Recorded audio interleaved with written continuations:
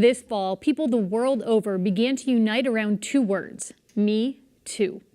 Using that hashtag on social media, people long silent about sexual harassment and assault began to share their stories. I recently spoke with attorney Lan Cantony, who explained some of the legal impediments to prosecuting sexual misconduct, and Smith College professor Lauren Duncan, who discussed the underpinnings of the movement. It seemed like it was one more event that happened following the election of Donald Trump and all the marches that happened during the inauguration. So it didn't surprise me. It kind of reminded me a lot of what happened in 1991 when Anita Hill testified in the Clarence Thomas Supreme Court confirmation hearings. And at that time, of course, we didn't have social media.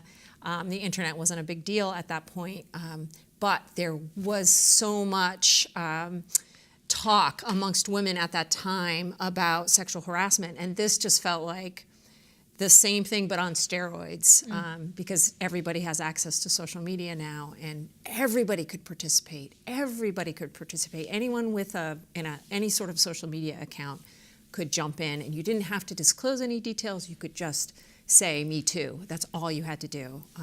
So it was very low-cost entry, easily accessible. And so many people got involved with it. In the wake of the hashtag sort of proliferating across social media, did you hear from people who were more interested in understanding their rights or perhaps even bringing a lawsuit? What were you hearing from people?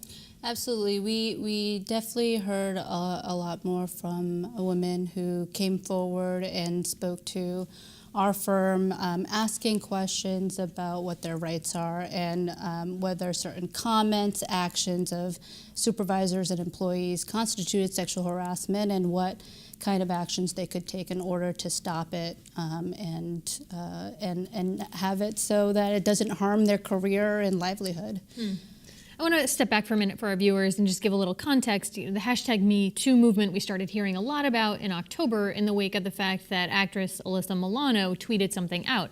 But actually, the New York Times reported that the origins of this movement started about a decade earlier with a woman named Tarana Burke. And there was a lot of frustration, I think, among the African-American community, especially because Tarana Burke had done a lot of strong work around this issue. She had worked with children who had been victimized. As some of the members of the African-American community said, where were the white feminists a decade ago when Tarana Burke was really raising this as a problem?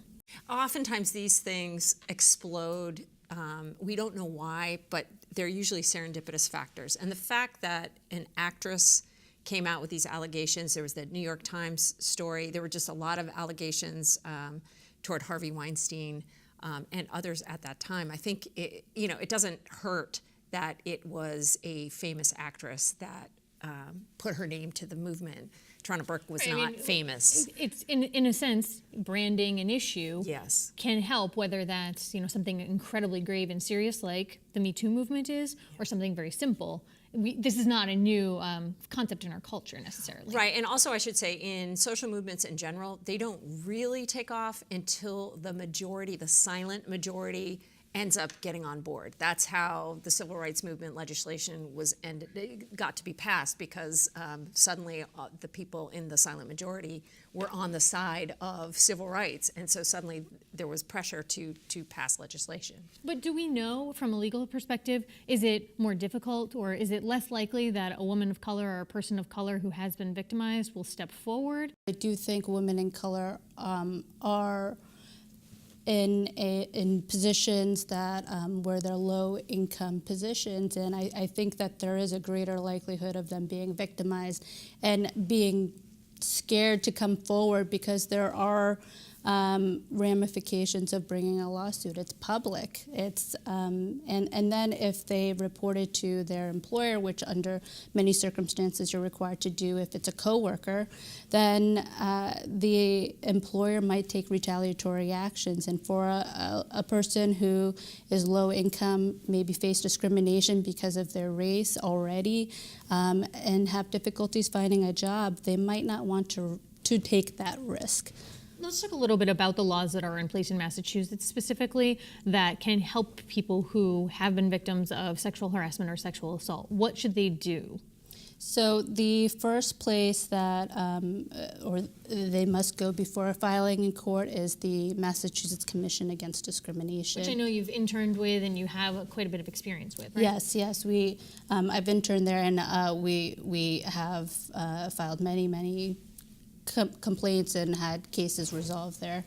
And you have to do it within 300 days of they say the last discriminatory act, which I think is very interesting language, because in sexual harassment cases in particular, there's so many acts that lead up to a person saying, this is sexual harassment. So it can be difficult, especially for sexual harassment, to determine when you need to report it, which is why I think it's great with the Time's Up, that it brings exposure to this issue, and so more people have been coming forward earlier so that we can say these are the actions you need to take early on in the sexual harassment to protect yourself. I think that having the hashtag MeToo movement is so useful right now, because what it's doing is it's helping an entire generation of women be able, and men, be able to define acts that they knew were off. They knew there was something wrong. They felt uncomfortable, but they weren't quite sure whether it reached any legal standard of sexual harassment or even assault, really. Because when things are fuzzy like that, it's really hard to file a claim to say, this is clear, I'm going to file this claim within this short deadline. So the more publicity there is about kind of what constitutes sexual harassment or sexual assault, the easier it will be for people to actually decide that this reaches the standard and they should act. And even when that's clear, it's still really hard.